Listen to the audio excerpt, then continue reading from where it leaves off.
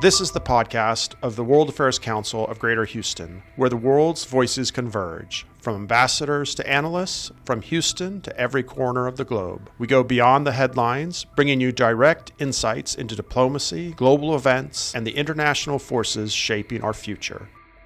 Because understanding the world starts with listening to it. See you all here, and thank you, John. It's great to have you back. Welcome back to Houston. Oh, is it on? A leading voice. What was I? A leading voice in something. It's like being the best wrestler at the hospital. Won to win, but it's not that hard. Delighted to be back with my second home for a long time. It goes Gene Decker, who was President Bush's chief of staff. And it was like a wasp Guantanamo over there. Get in, you could get out. Some of you might remember when we've hosted you for, you've done 2 books on George H.W. Bush, many other books. This book, understand, you've been working on it for a long time, but maybe you could explain why it's so necessary and powerful for today. I think in terms of, of what history kind of being rewritten or changed or denying our ugly past, and can you, I think it's a perfect way to open the book. Can you talk about the absolutely, iconic and necessary and timely quote you have by W. Du Bois? Well, I don't know if you noticed, as word reached us, there's a lot going on. Well, we're set, and out of Tennessee, and so y'all, I'd be later for your end of that is. You still be a part of Spain uniform for us. When George W. was governor, I said that too. He said, he's desperate. That's so.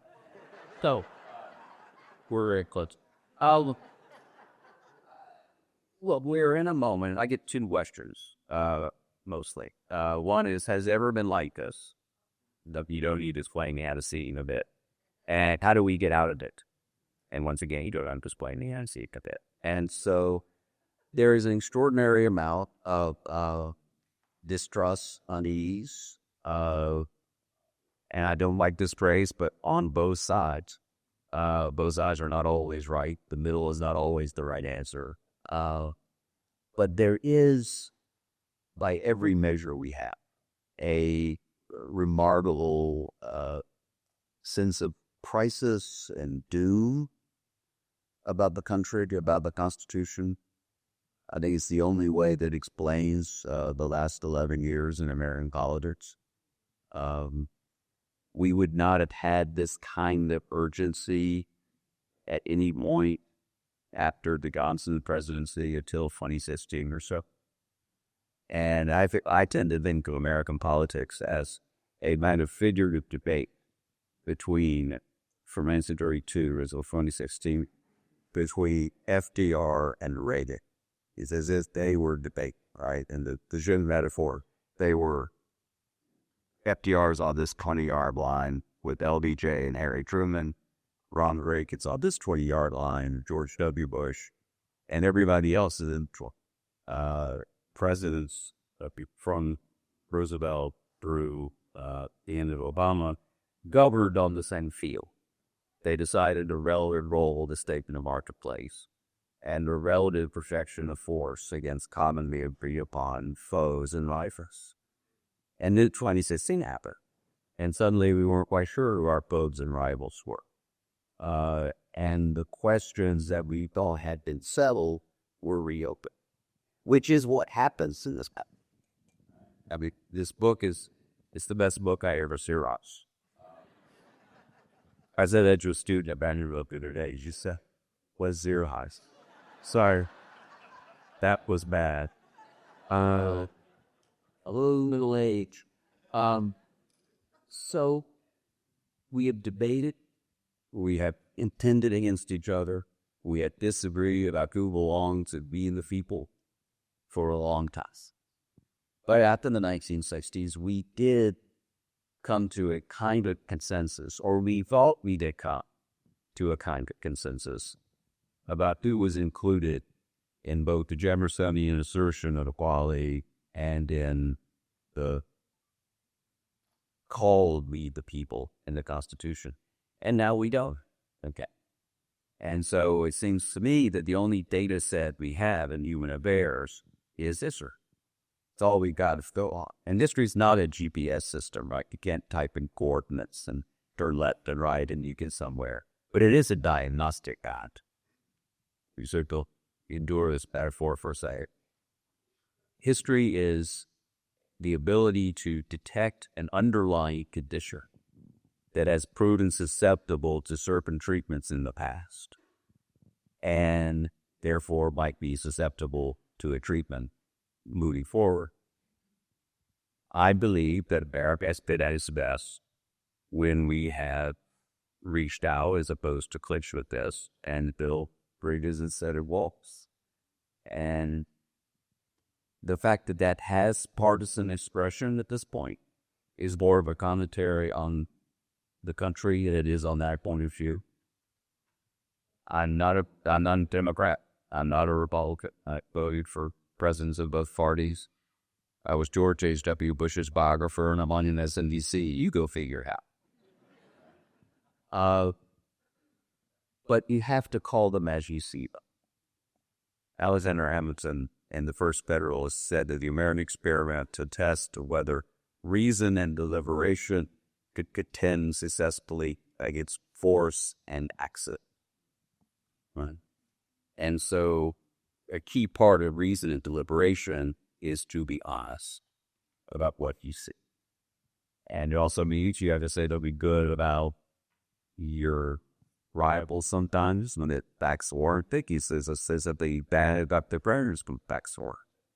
But that's never close to do. He's like, one more thing about that. So I just quoted Alexander Hamilton, which is very hard for Jefferson to read it, right? And when I first published that Jefferson book, about 15 years ago, I got a call from Chris. He was in the W. And he asked me to come see him talk about Jefferson. I said, sure. So I went up to Trenton and we're sitting there. And the first thing he says is, we aren't really more of a Hamilton guy. And I really wasn't trying to be clever, right? Because, oh, that's great, Governor. He's my guy is shot at Jersey. Yep. And then the damn thing happened. I couldn't get back in it. So, oh. Thank you. I would say for any of you, you all the books are signed. You all get them afterwards. If you have any kids or grandkids, excellent book to learn from. I thoroughly enjoyed it. I love history. You go back as early as 1700 to the first assembly in Virginia, through most recently, about a little over a year ago, a speech by Vice President Vance, and every kind of significant political leader, advocate, opposition figure, across time, speeches, letters, everything, so people can get a first-hand account of exactly what the people were saying and thinking during that period of American history. There's not time to cover all of it, but one huge theme, obviously, is civil rights, especially the rights of African Americans. From the beginning, it was problematic. Long before the Constitution, Missouri Compromise, everyone knew it was going to come to something major. I found the piece you included by Frederick Douglass that he wrote about 10 years after Lincoln was assassinated to be an excellent assessment of Lincoln and his evolution. Can you talk about Lincoln's evolution and also maybe the fact that it's not bad or wrong for a president to change their perspective or have a different opinion, but why that was so important for the country, how Lincoln himself evolved? So, I thank you. I credit the Frederick Douglass parts of this, I think, are the best. Douglass wrote extremely well. And imagine what it took for a black man born into enslavement in Maryland who escapes, moves to Rochester, doesn't like coming any farther south in Philadelphia. He got nervously angry Washington because Maryland was contiguous, of course. And imagine the act of fate it required in 1852. So 11 years before the Emancipation Proclamation, 13 years before the 13th of that.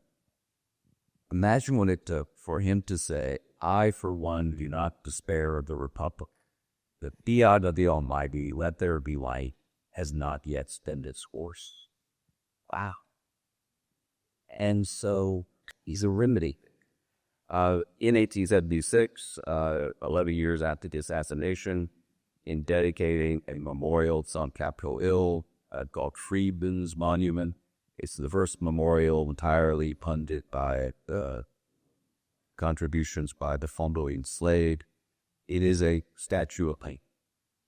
And Douglas gives, I think, one of the most profound meditations on both the complexities of American history, complexities of leadership, and the complexities of human nature. And he says, Lincoln was cold, tardy, and indifferent to us. He was preeminently the white man's president. We were only his children by adoption and his stepchildren. And yet, in the moment of reckoning, our liberation death in this man and his art.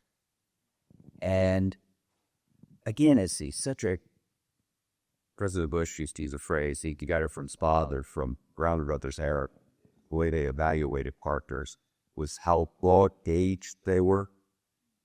Think how broad gauged that is for us to say that. And how forgiving of folks who look like me. Now they're boring me, an heterosexual white southern male, this is eight, right? Things work out for me. And it's that the point of the country is supposed to work out for everyone. And what Lincoln, he was persistently anti-slavery, which is not the same thing as being an abolitionist. We've lost these distinctions the farther we get away from it.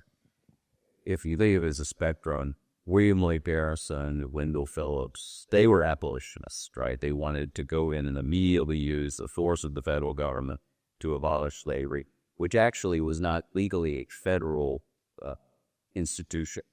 Madison had taken care not to recognize the legal principle of what's called property in man in the Constitution, for creating, therefore, contra a lot of arguments, then in sense, creating capacity in the Constitution to actually become an anti-slavery document. And so he, being anti-slavery, though, so abolition was here, anti-slavery, which is where Lincoln was largely to oppose its expansion. Right? We all know that slavery is basically the SEC, right? But they did. They wanted to expand. And so they wanted to go south. They wanted Cuba. They wanted Mexico. They wanted, there was a guy, a filibusterer, the origin of filibuster means pilot. It was an illegal storming of someone else's property. That's where that word comes from. And there was a filibusterer named William Walker. He had a very brandy name. He was called the gray-eyed man of destiny. And in 1857, he raises a private army and goes and conquers Nicaragua and reinstitutes slavery, which had been abolished by the Spanish Empire. So they wanted to go south and they wanted to go west. They wanted Arizona, they wanted New Mexico. And Lincoln said no. He believed that at a point where Seward and others, the respectable Catholic Republicans of the era, were willing to do it. And he said no. Because he gave up the principles of Winston Churchill in 1940. If you negotiated, you lost your capacity to stand strong. So Lincoln wouldn't do it. But he would not move against slavery where it existed until the Union was clearly in a militarily advantageous place. And so that was him into Lafayette. Obviously, horrifically, 700,000 Americans are killed. Many more's lives are destroyed. For, PTSD, difficult times afterwards. It takes about another 100 years of Jim Crow, civil rights era, thousands of African Americans killed, thousands of them actually being lynched, some of them being burned alive, like Ida Wells notes. Where and how difficult was it for those even if they weren't certain of sharing, all rights with African Americans or, wanting them attending their church? Was it for those who were pushing back against the slavery movements, the segregation movements, to push back when God was such a critical form of what they would say is their beliefs, or even later Strom Thurmond, or others in the 40s, 50s, and 60s. How hard is it for you to push back when people earnestly say, at least, that they believe God has made African Americans different and inferior to white people? And maybe an example of kind of alternative facts, I thought, 150 years ago or so, not quite. You mentioned Confederate Vice President Alexander Stevenson, who says this is not just God's will or what's right. This is the new modern science. The rest of the world doesn't know yet. We're so brilliant. We know everything. This is what they'll find out later. How do you go against somebody when they believe it by God and they believe a different set of facts? Well, in that base took the army. We didn't wake up in the middle of the 19th century and say, hey, let's stop enslaving people. Right? As you say, we killed 750,000 people. And very yearly lost the constitutional order. And so when people say, oh my God, I'm so worried about what's going on now, I said, Fort Sumter was pretty bad. And that doesn't be, I'm not diminishing our current process at all.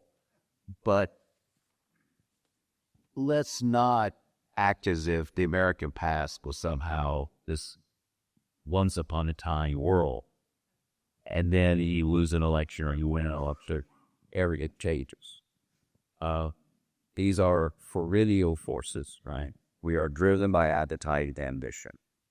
Our Constitution was written for moments like this. There's a theological insight at the heart of the Constitution, which is that, as John Witherspoon, the president of Princeton, which we think of as the Vanderbilt in New Jersey,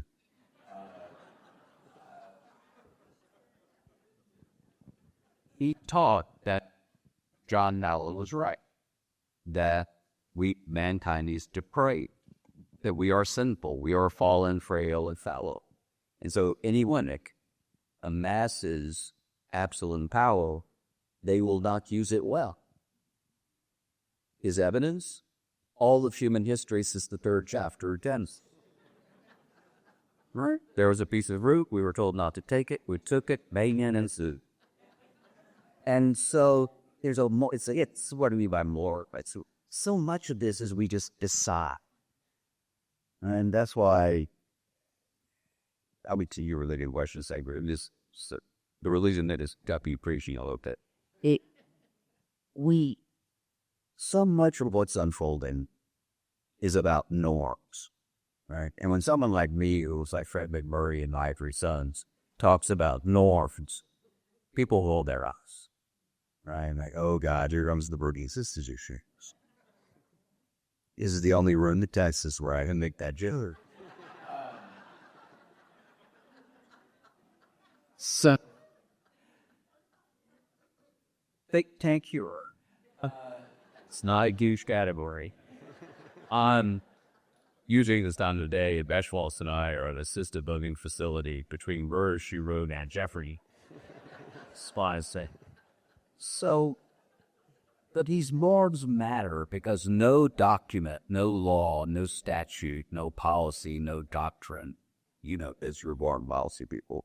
Doctrines are great retrospectively, right? We just decide to obey a spirit of the laws, a spirit of the doctrine. And often it's some self-sacrifice. And that's what a republic requires, is both giving and taking. And I don't know about you all, but I much prefer taking. Right? But without that, without the capacity to defer our immediate gratification, politically, economically, culturally, you fall into a war of autocracies. And what politics at its best in the American experience has been understood as an arena of contention in which conflicting interests agree on the ground rules, go do battle, metaphorically, reach a certain solution for a certain period of time, then add an election and do it all again. It is shifting to an arena of total war, of Hobbesian, the war of all that fighted stall. We don't have rivals and opponents anymore, we had enemies. And that is fatal to Republican lowercase r approach. Fail. And I understand why it's happening. It's fun. It's elevating. It invests every day, every afternoon, every cable broadcast, every tweet with significance. But it is not the way to have a durable system of democratic capitalism. It's just not. So, that's great. And the fact you have to clap at that is very impressive. But yeah. So back to God. So religion can be used for good or for ill. Because religion is mankind's interpretation of the eternal, right? It's a temporal expression of what we hope to be eternal. In the United States, slavery went from being seen as what was called a necessary evil during the Revolutionary era, really into the 1830s. And we blamed the rich, courageously. He said, well, the British grafted this onto us. We don't know what else to do about it. So it's going to take us a while to take care. Right? That was the idea. When the abolitionist movement started picking up steam in the late 1820s and 1830s, which was largely because of technology, more rapid printing presses, pamphlets that could reach the slave states. 1810, if you were in South Carolina and you weren't worried about what Massachusetts abolitionists had to say, which you encounter, but suddenly you could encounter. And that's when a shift unfolded, embodied mainly by Chauncey Talon, that the slavery was not a necessary evil, it was, in Calhoun's phrase, a positive good. And they enlisted the church to make a scriptural case for it. And as you all know, and this is not me saying this, it was Horatio and Hamlet, the devil can quote scripture to his purpose. Right? You could always find something. And so pro-slavery religion became a genuine force in American life. And the impetus behind your question, I think, is how are you having political struggle, a symbolized struggle against people that believe they are in possession of absolute truth that is in concept truth, another view. And I think that goes to this moral decision we have to make to live what G.K. Chesterton said this about religious faith that you build it thorns in democratic or against DK as well. You have to be willing to embrace the twilight. You have to be able to live within you. America was not supposed to be easy, which is good because it sure as hell turned out to be that, right? And the motive force of democracy is love thy neighbor. And that's really hard. Again, y'all are better people than I am, but I don't really love my boys, love my neighbor. And if everybody already loved their neighbor, by the way, Jesus wouldn't have to command it. Right? There's always a backstory to a phenomenon. Somebody in ancient Israel was having sex with a goat. Right? Because why would you think, let's not let her do that? I'm just... You did not have that Arturbido card. No sex in the Old Testament. But that's what I believe I'm an Episcopalian, so we saw a cow. That's for G. There are all 6 of us left. The other 5 are probably here. I do both. I'm a child of my church.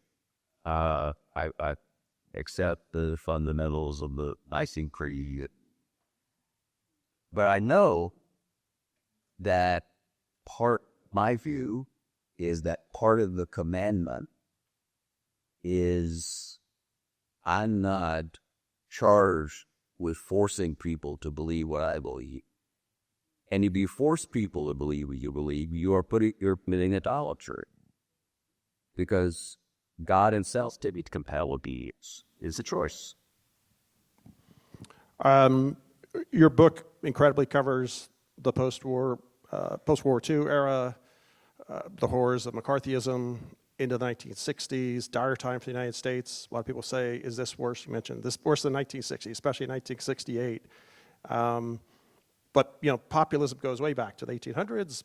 And a great example you give, maybe you could talk more about it, help people get a context, was maybe a scarier time than the 60s, maybe than now.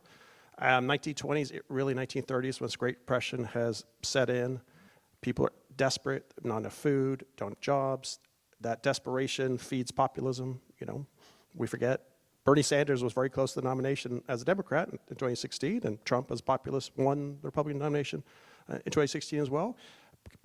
People might already be familiar with Huey Long, but he had going after the super rich and that kind of madness from the left. But can you talk about the kind of quieter and maybe misunderstood extreme right-wing versions of some of them proto-fascists, and in particular the Wall Street plot, which is something I think a lot of people don't know about, even if we're not sure about what it means. Yeah.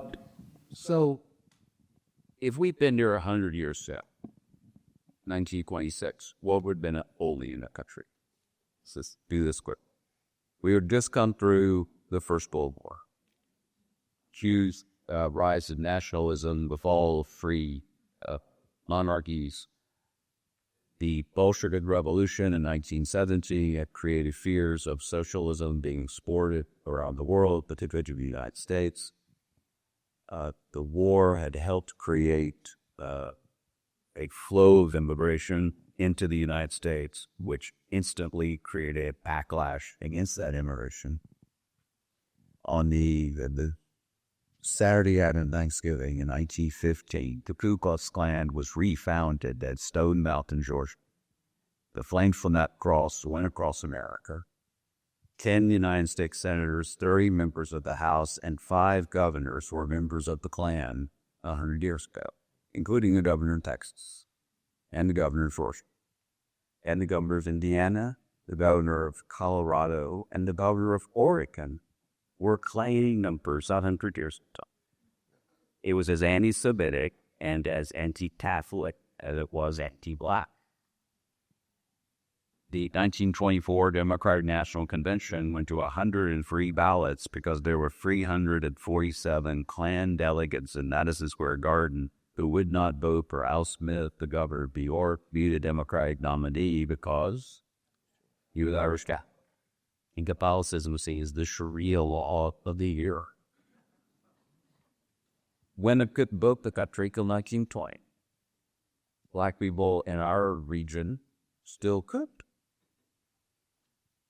In my state, in Tennessee, in an apparent attempt to disprove Garland, we outlawed her. That's funny, how we. So, why is that? Why was this period of anti-immigrant sentiment, isolationism? We had just come through a global pandemic. Spanish word.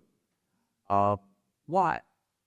Well, speaking this sounds familiar, there were 2 things of both. There was great demographic change. The 1920 census found for the first time in American history where Americans live in cities and on farms. So you were dislocated, you were disoriented.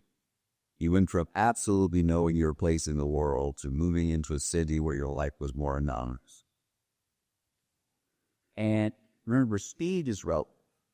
So almost everybody is has a telephone in their pocket.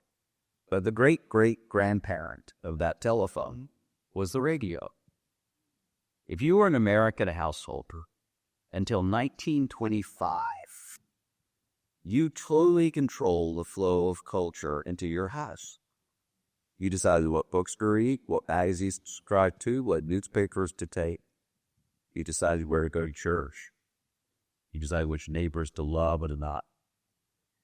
And then suddenly, in 1925, when it becomes commercially available, you buy this box, you put it in the parlor, and suddenly what people in Hollywood and New York think matters to you because it's coming into your house.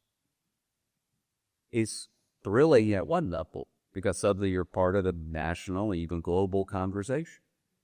But it's disorienting because suddenly you are not in charge of the cultural surround as you had been forever. And so then we get the economic crash, the stock market crash in 29, the depression, 1932. I mean, we've lost touch in a way with how cataclysmic the depression was. 1 out of every 4 American men were at work. You mentioned food riots in the Midwest. John Maynard Keynes, the economist, was asked, has there ever been anything like the Depression before? He said, yes, it was called the Dark Ages, and it lasted for 400 years. But the night FDR became president, and I keep very free, was after a glass of whiskey and going to bed. That's the way to do it. And an aide came to him and said, Mr. President, if you succeed in solving the crisis of the Depression, you will go down as our greatest president. If you fail, you'll go down as our worst. And FDR looked at it and said, if I fail, I'll go down as our last. He understood the stakes of power, as did the Wall Street plot. So the Wall Street plot, what I didn't really know about until I did the book The Soul of America about 10 years ago. There was a group of investment entities on Wall Street that wanted to topple Franklin Roosevelt because they feared the Constitutory New Deal. They feared that socialism was coming. And so they went to a 2-time recipient of the Medal of Honor, a man named, with a wonderful name, Smedley Butler. That is a name, right? His parents must not like him very much, but that's okay. He's a Marine general. And they offered him a huge bribe. He was president of the American Legion, to bring the American Legion to Washington, arm them, and turn it into a fascist army that would remove Franklin Roosevelt from power. This was adjudicated. There were congressional hearings on it. So that is the right-wing unease. FDR said in the summer of 32, the 2 most dangerous men in America were Douglas MacArthur, who would lead a revolt from the right, and Huey Long, who could be one from the left. And for Roosevelt, democratic capitalism had to be preserved. And it took a decade, but we got there. And that's why I declined to give up now. Right? Why we cannot break faith with the people of Lexington Concord and Gettysburg and in Seneca Falls and Law Beach and the Pettus Bridge. We cannot give up a country in the face of algorithms and capableness. We just can't do it.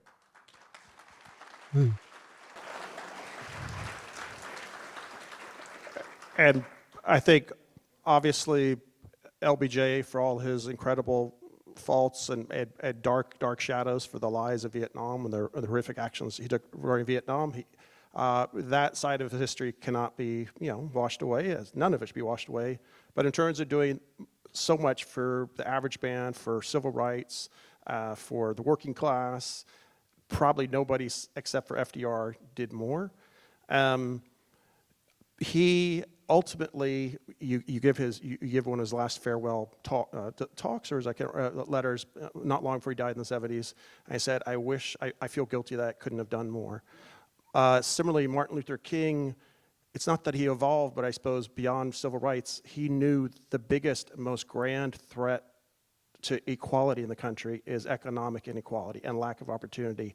And later on, before he was horrifically assassinated, he would kind of, some people would get burnt the wrong way when he was pushing his war on poverty. We need to do more. We need to do more. If those two, MLK horrifically is killed, LBJ goes out of power, no one really picks up his mantle, maybe Carter to a degree. If some of those elements of lifting the bottom up more had been put in place, do you think we might not be in the populist situation we're in now? Oh, yeah. Look, economics, the way AI is subjectifying to, is if there could be an extraordinary number of jobs that would be taken away. And I don't, not fair to me how they're going to be replaced. And economic unease and anxiety feeds political extremism. It had to be Aspley 16. I mean, this is going on forever. And so, now I'm not endorsing, therefore, a Democratic policy agenda on all this. That's not the question. To me, the question is, during President Bush 43 would tell you that there's a line between TARP, the bailout of Wall Street in 2008, and Trump. He said about, that the dip on this said you went take. So yes, these are vital forces, and I think that what I wanted to do with this was to get out of the way of these arguments, because I find when I teach news, first-person documents, first-person testimony works best, because people really don't trust a lot of intermediaries anymore, right? And so this was my effort to try to reach the various elements of the American political sphere at the moment, which is why President Trump is here, President Vance is here, Russell Kirk, the very conservative, is here, a lot of Ronald Reagan, a lot of George Bush. These are in his old district, I should say. The two things with President Bush are his letter resigning from the NRA. Right after the NRA sent a fundraising note referring to federal agents at Oklahoma City as jackbooted thugs. So George H.W. Bush resigned his lot membership. And the other fascinating thing from his vice presidential diary, and one of the things you all do, but one is very important to remember about George Bush was how anathema narcissism was to, when these were basically not be up about Asian war. It's so long ago. A president who didn't want to use the word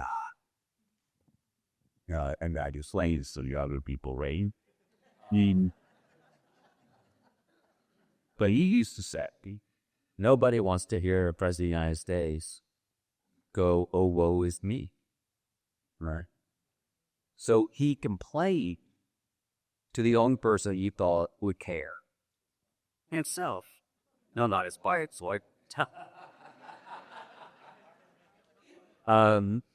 he talked into a take war. And one of the things he said is a Kingsport embassy. Remember what Pat Robertson ran in 1988? So Pat Robertson and I share, we both go to Macaulay School in Chattanooga, Tennessee. This is a school that produced both Ted Turner and Pat Robertson. If you're crazy, we got your butt. But a woman, a Pat Robertson supporter, had come up to it and was basically saying he was going to hell because he did support Pat Robertson. And President Williams talking to you to say, or probably Air Force Two.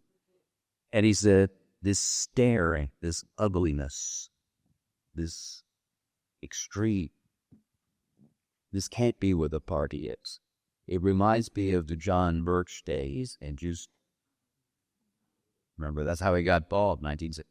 Maybe just for people who aren't familiar, especially anyone who was younger, what the Birch Society was. Its audience is by. Yeah, this, I'm not, sir.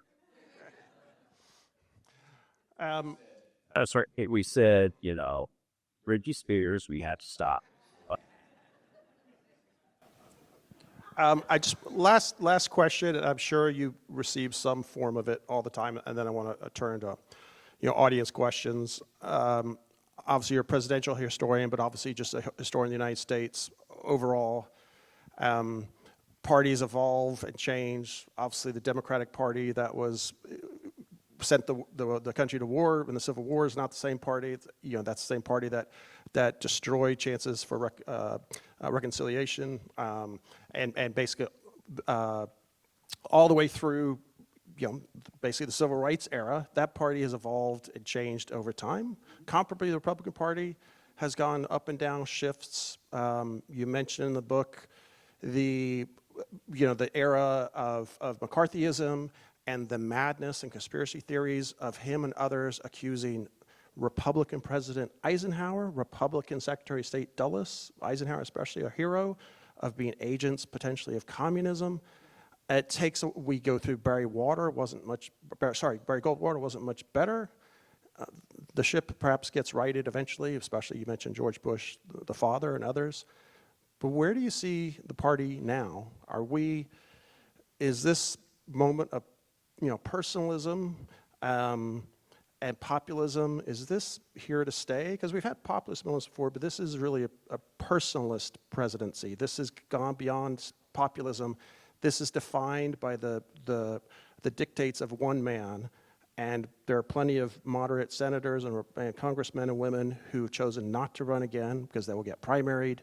Do you think this kind of nativist form of the Republican Party is here to stay, or it can change in time? Well, everything changes year for the worse. So that's awful. I don't. The answer is I don't know. It's the fundamental question of our time, right? And yet this is a supra-partisan. We are living in what historians will have to call, if they're being honest, the age of Trump. Over the last 11 years, almost all of American politics and a huge chunk of our culture has been defined by their support of or opposition to a single person. What will determine, and I like your combination of personalism and populism, I'm steal that. What will determine whether this was a decade-long or a 13-year-long era, or whether it's longer, is what happens in 2020. And what happens is in the fall if there's some kind of tampering with election. One of the things that, and I'm not being hysterical about it, but it is true that President Trump introduced a new virus into the body politic, which is distrust of elections just a nudge, you don't like the result. And that's the, right? Adams is doing it in 1800, Jackson is doing it in 1924, Nixon is doing it in 1960, Humphrey in 68, Ford in 76, Gore in 2000. And those folks recognize the principle that you can't build your country only when you win. And so that's something you'll watch very carefully. In 2028, we will figure out whether the Republican Party do directly or by whether how Trumpify that part without him. And it's a big question. If I were, I hunted and I started saying this a little bit, that I showed you. I'm kind of a Bush 41 Republican who now looks like socialist because the rest of the world moved. All right, I had a body here. But now it's BAOC hanging out. Yeah. Fathers. I would boo the rest of y'all. And so, I think it's, to use the ancient word, this is a crisis. And crisis in Cree comes to us in the political vernacular from Hippocrates. Crisis is the moment in disease where a ship lives or dies. And so many of the norms, so much of what everyone in this room grew up with and appreciates about the country is in the dot. And that just because something was true in the past doesn't need to be true now. There's plenty to reform. You had to, as I said, they had to be willing. We don't know yet. I'm sure there's a question about this. We don't know yet whether what's unfolding this hour in the Middle East is good or bad. I've been doing this a long time, and I was watching just before I came down, watching folks up cable news, and they're just scrambled. Clear enough? Because history and headlines have been hanging. The city pie in Mayo, or sorry, either start in the end. History tells us that. I think it's a hugely important hour. And the good news is, I think, that the Constitution was written for moments like this. Two good and kind of related questions, and I think they're kind of paramount example in your book is Walter Cronkite, Tet Offensive 1968. Agree or disagree with him, at least there was one kind of commonly held voice of reason or whatever that people would look to. But now we have people don't even watch television news, fewer people read newspapers, people are getting, they're getting affirmation instead of information from social media. Two good questions. Joe asks, is the current problem largely due to a population that is easily manipulated by lies? And how do you fix that? And related to that, Robert asks, how different are we now from George Orwell's 1984 with Big Brother media and the idea of war as peace? If we can't even agree on what the real facts, how do we get past it? Yeah. So I'm not a sentimentalist about St. Walter of Black Rock. Cronkite was an impetuous shorthand or really a television era. So 46, 47 until I would say we used to fall apart, but in about 2000. I first noticed the impact of Fox News Actually, during the recount in Clark, I watched it. I was a journalist then, and I began hearing for the first time from my Mississippi in-laws things that I've heard on Bill O'Reilly, and not in that order. Right, heard on Bill O'Reilly, then I heard from, and something clicked.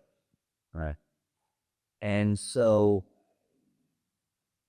but we had a partisan media country in the 18th, 19th, and first part of the 20th century. The whole idea of a kind of value-neutral media really dates from 1896. A.L. Box, who was the publisher of the Chattanooga Times, goes to New York and makes a second investment that was slightly more successful, buys out the bankruptcy to the New York Times. There were 40 papers in New York in 1896. So when he did Without Fear or Favor, it was a marketing decision. It was nutty, but it was also, you were a pro-choice mugwump. You had your own paper, right? So he was trying, and it was progressive era. Every political science would copy the B. So it was a shift to trying to present information. Era of great faith in democracy, direct election of senators, primary elections. And so we only had this more neutral era because of the Fairness Act. That's the only airworks. And President Raby repealed the Fairness Act for 1987. People think, by the way, is wrong. People say, when they repealed the Fairness Act during long break, if they possibly this happened. The Fairness Act actually didn't apply to cable television. What it applied to was AM radio. It made Limbaugh possible.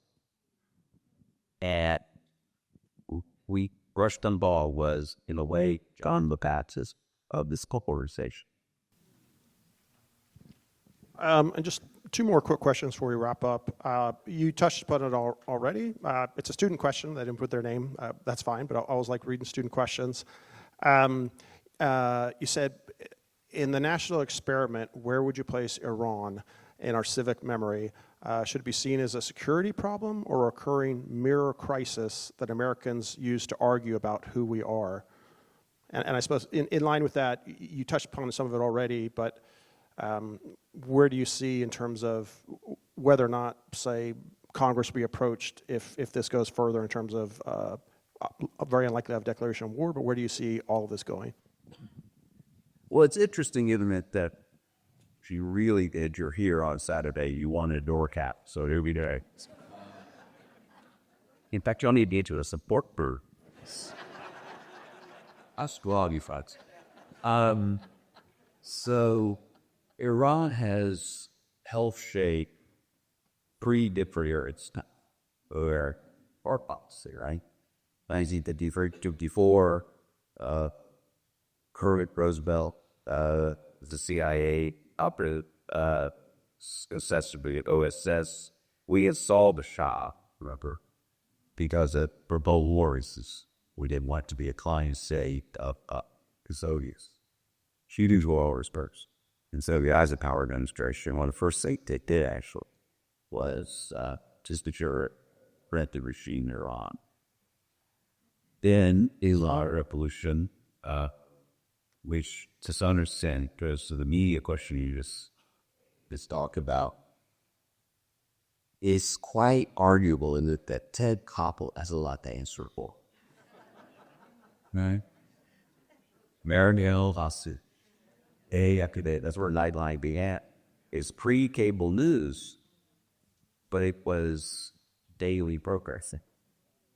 And I think without the hostage strikes, perhaps crossing the wins, that is a lot closer. And that makes the rate mark into very, very dead. And now, Matt. But this is not a great regime. You know, we're going to be a lot of let's see compensators who are going to start calling our war power sag and stuff. Everybody's enthusiastic power unless they happen. Right? That's just poor tier.